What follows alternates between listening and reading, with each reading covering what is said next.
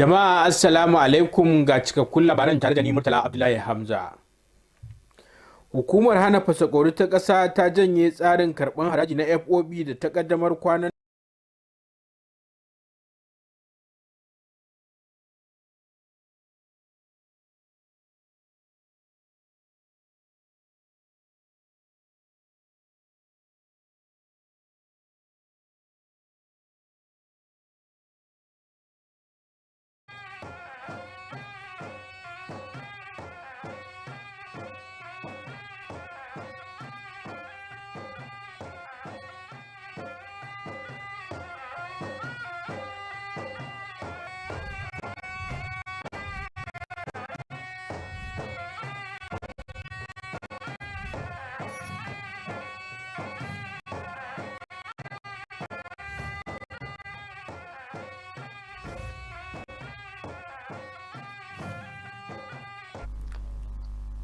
Jama'a assalamu alaikum ga cikakkun labaran tare da ni Husaini Shehu Hussein.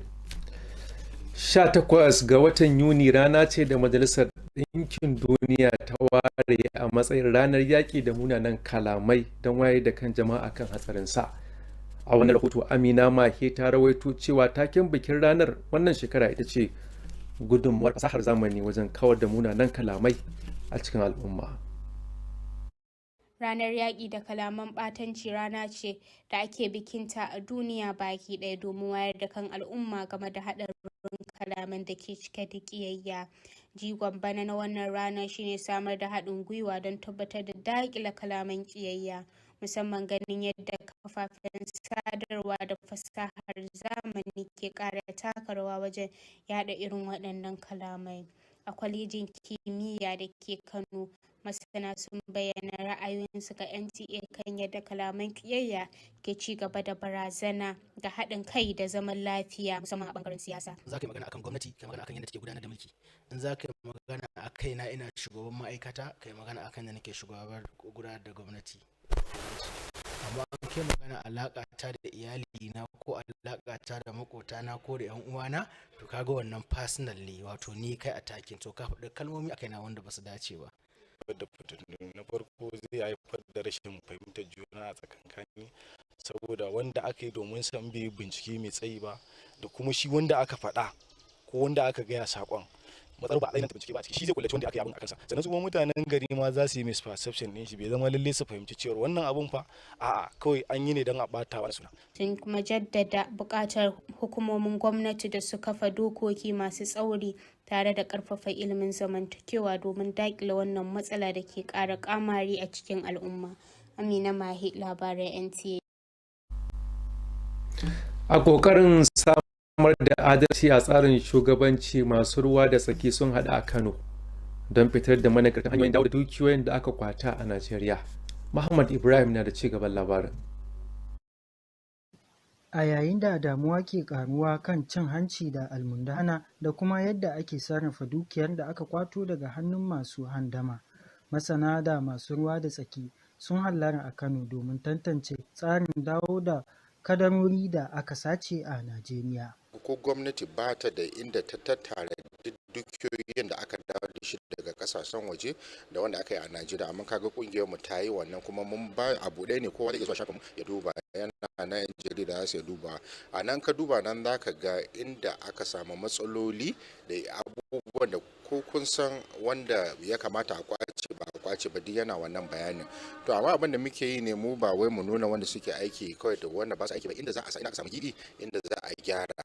Taron ya kuma mayar da hankali kan rawar da masana da ƙungiyoyin sa ido ke takawa wajen kula da kadarori da aka kwato da kuma inganta amincewar jama'a ta hanyar bayyanar da bayanai da kuma kawo sauyi cikin manufofin gwamnati. Wasu abubuwan da suke ba san ma cewa cin hanci da rashawa ba ne, amma abin da wannan civil society ta yi gaskiya ya kyautatu.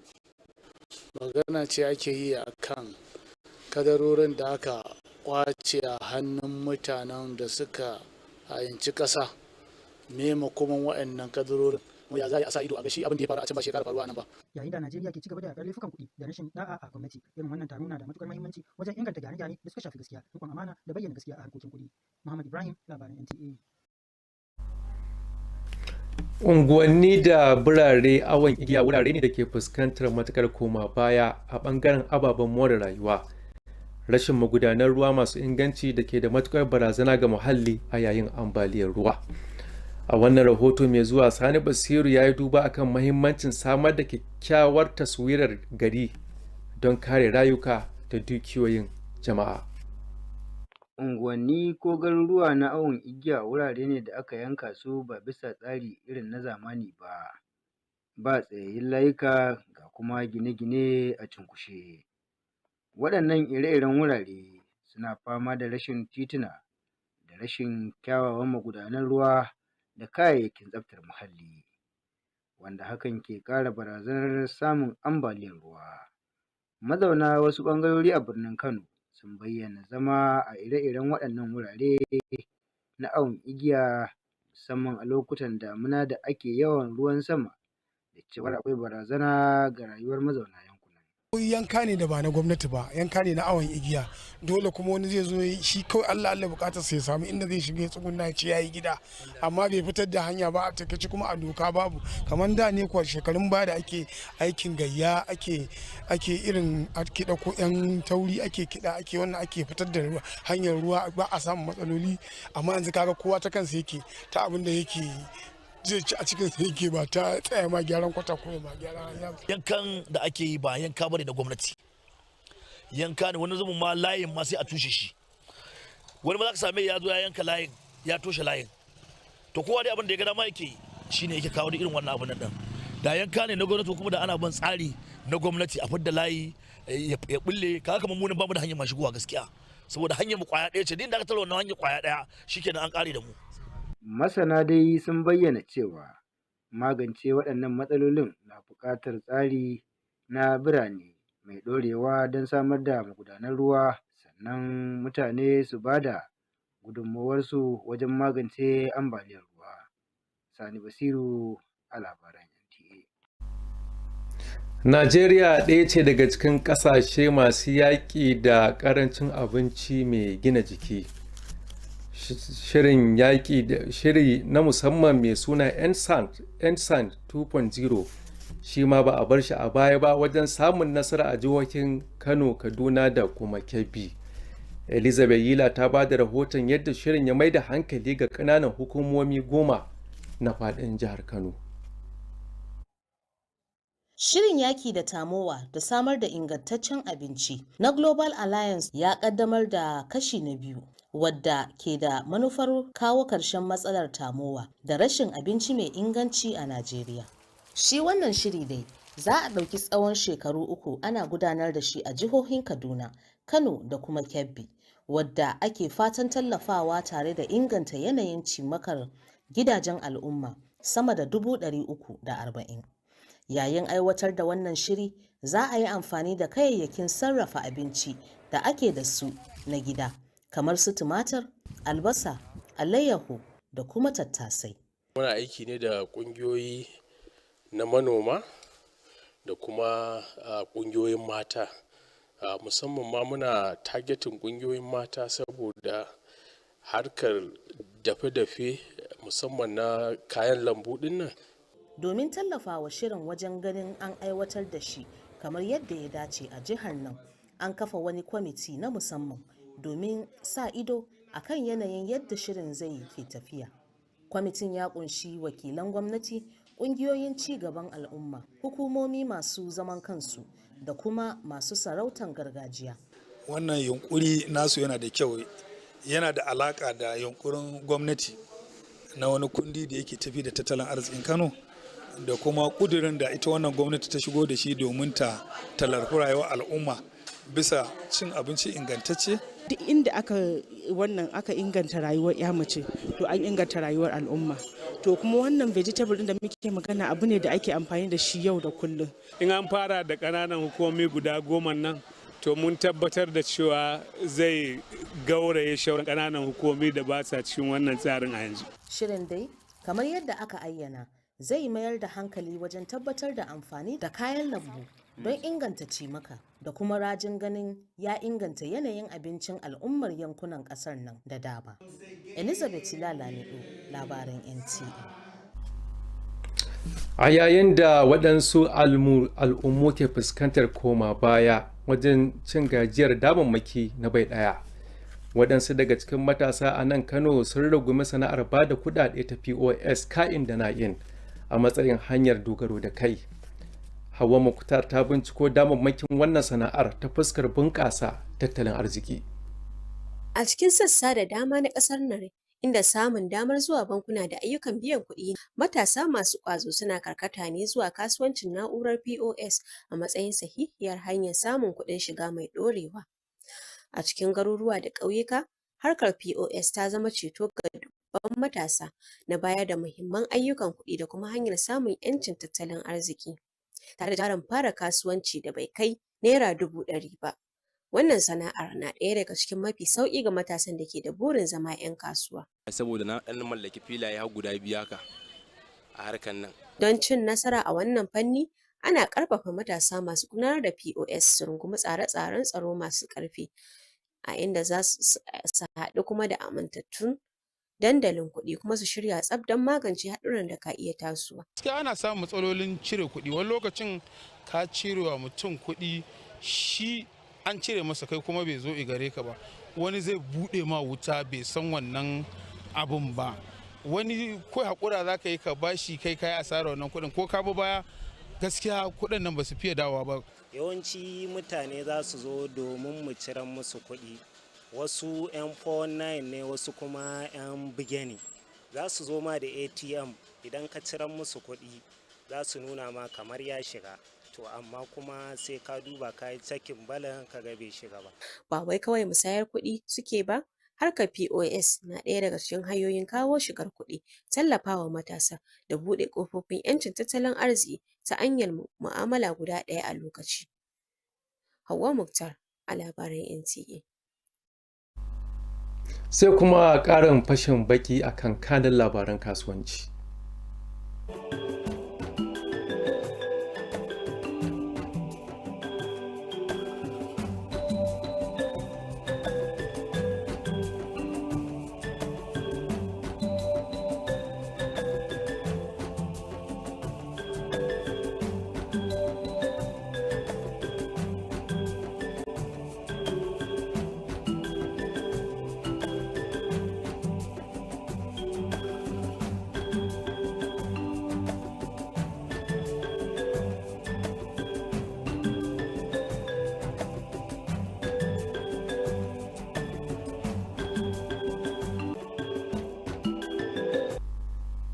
Yanzu kuma shirin zai leƙa duniyar masana harkokin wasanni.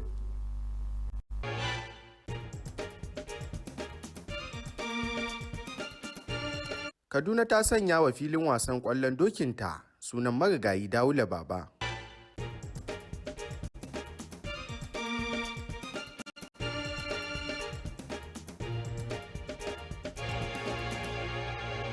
Tsohon ɗan wasan gaba na Faransa, Bernard Lacombe, ya rasu yana da shekaru 72.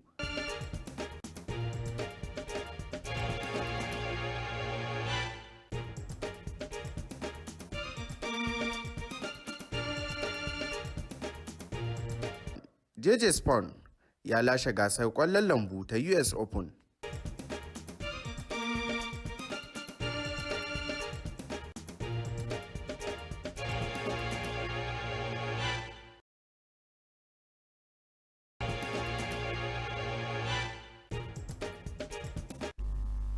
Sai hasashen masana yanayi na gobe idan Allah ya kai mu.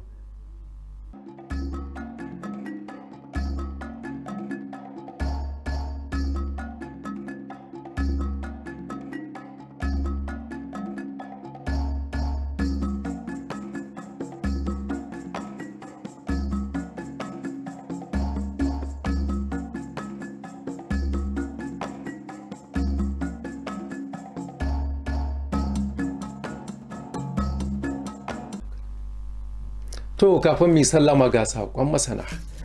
Yanayin sanyi zai iya haifar da ciwon gaɓoɓuwa, inda yanayin zafi kuma ke haifar da ƙarancin ruwa a jikin ɗan adam. Don haka ka sanya tufafi masu inganci kuma ka sha ruwa akai-akai tare da kula da kanka don zama cikin ƙoshin lafiya a kowane irin yanayi. To jama'a, bisalam.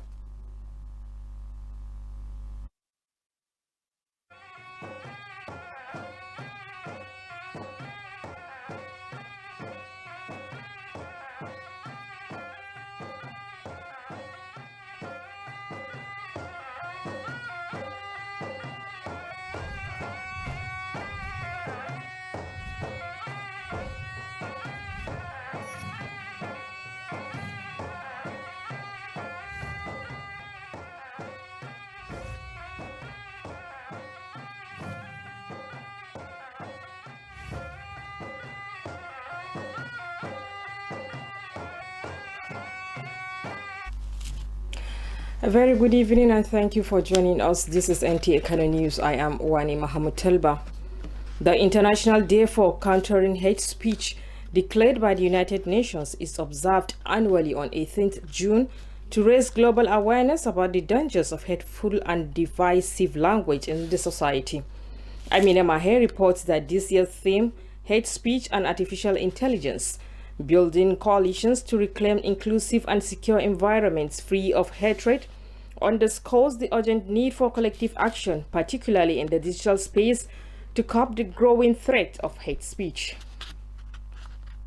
The International Day for Countering Hate Speech is observed globally to raise awareness about the danger of rhetoric driven by hatred.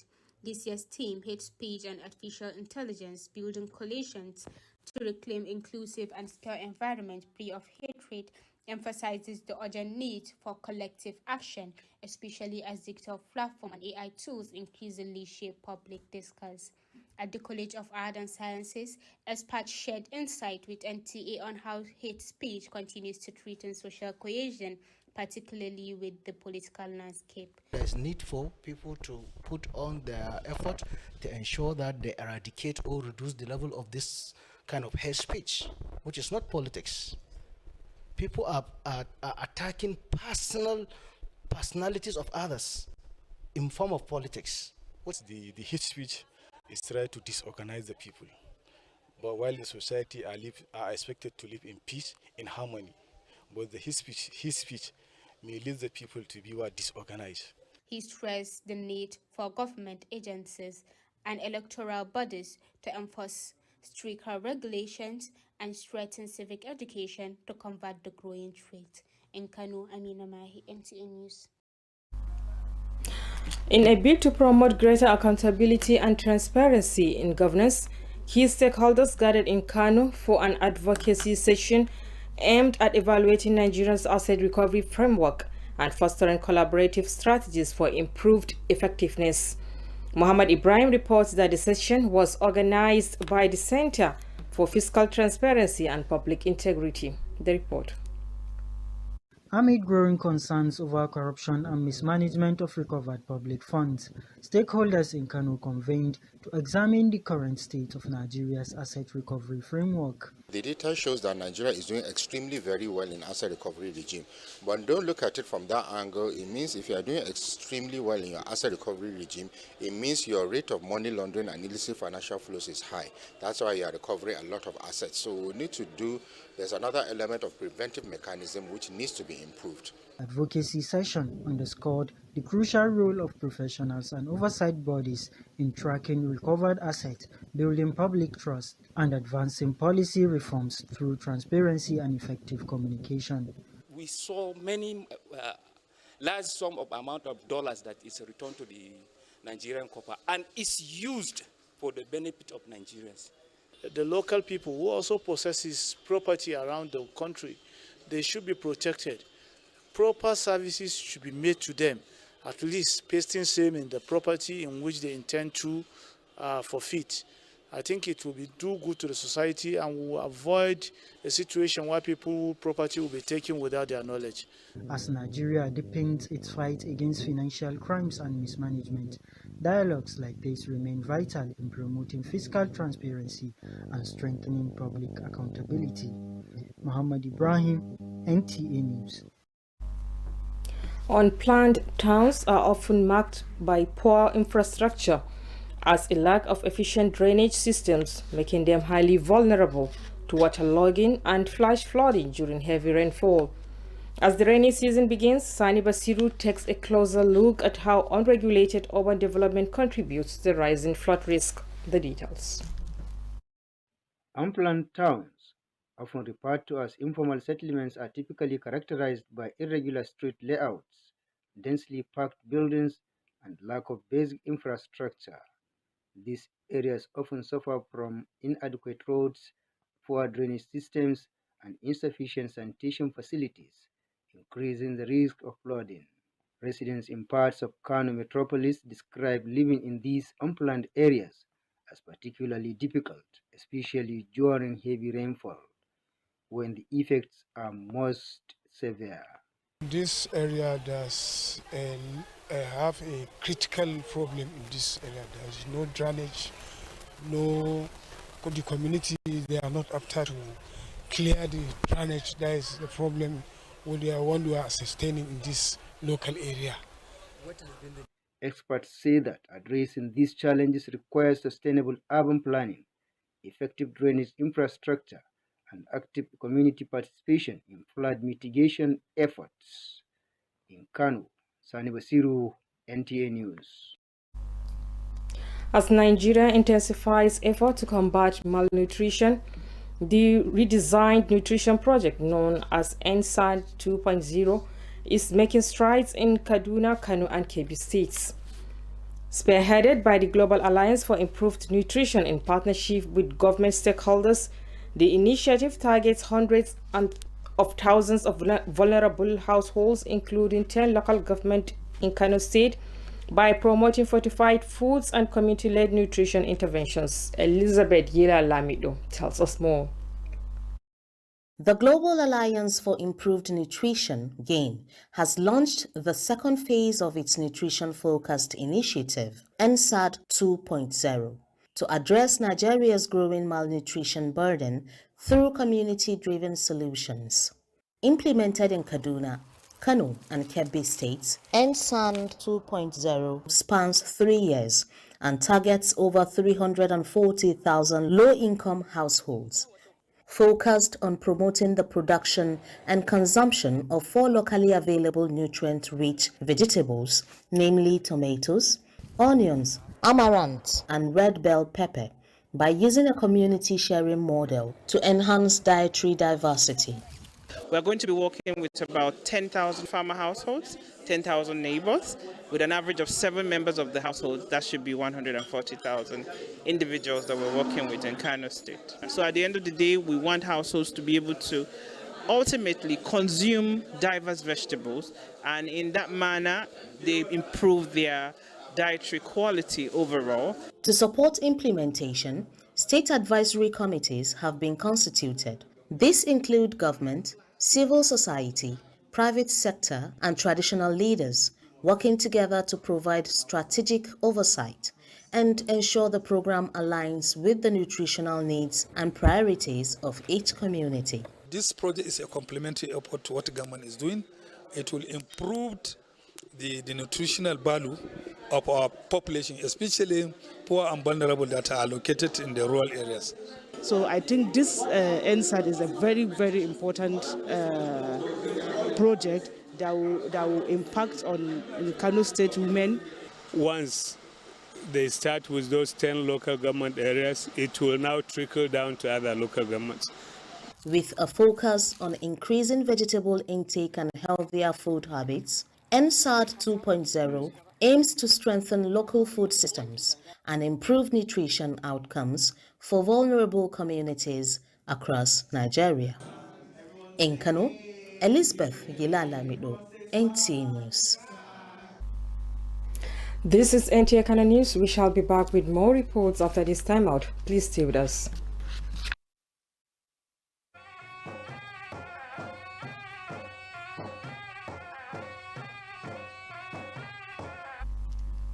And now to business news.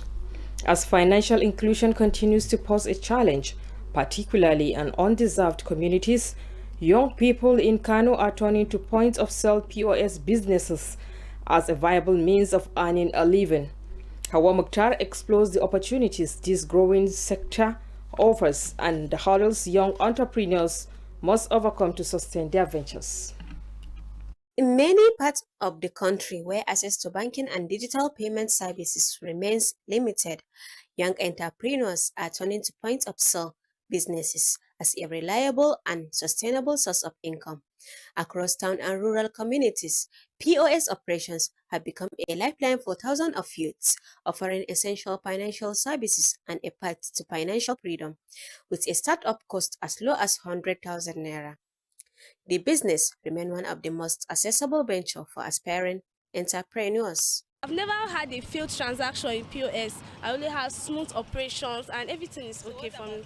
To thrive in the sector, young operators are encouraged to adopt strong security practice, partner with trust financial platform, and prepare contingency plans to manage risks. I prefer going to POS because it's fast and in terms of not going far, where to go to the bank is very far from where I'm staying. So I prefer going to POS and the transaction is very fast in transacting. Fraud allowed POS centers. Not me, but my wife. Okay. Not me. I think that one was, is it that they cloned our ATM or something? Okay. Because after withdrawing from there, that same evening she received debit alert. So when we did our findings, they traced it back to the last POS she withdrew from. More than just handling cash transactions, the POS business is driving financial inclusion, empowering youth, and opening doors to economic independence, one transaction at a time. Hawa Mukhtar, NTA News. And still on business news, here is the update.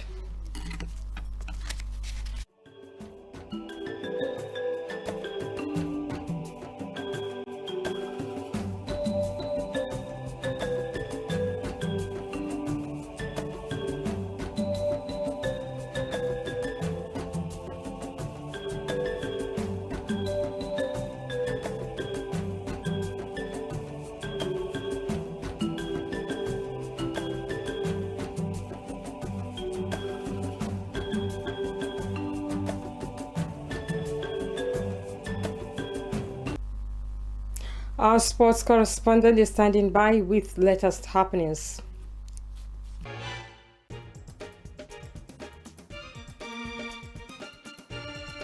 Kaduna names Polo Ground after Daula Baba.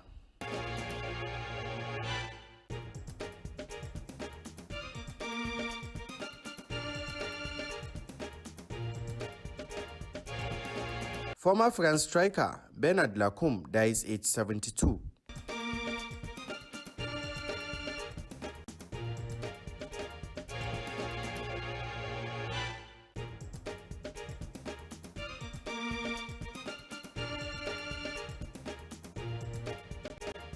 Phelan JJ Spaun wins US Open for first major golf title.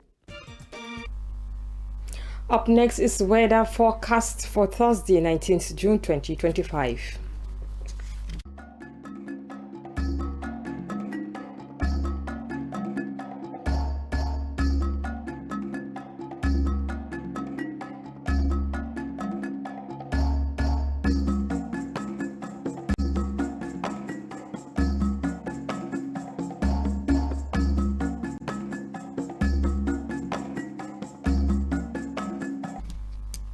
And that concludes our package for tonight. Thank you for watching. Do have a lovely night rest.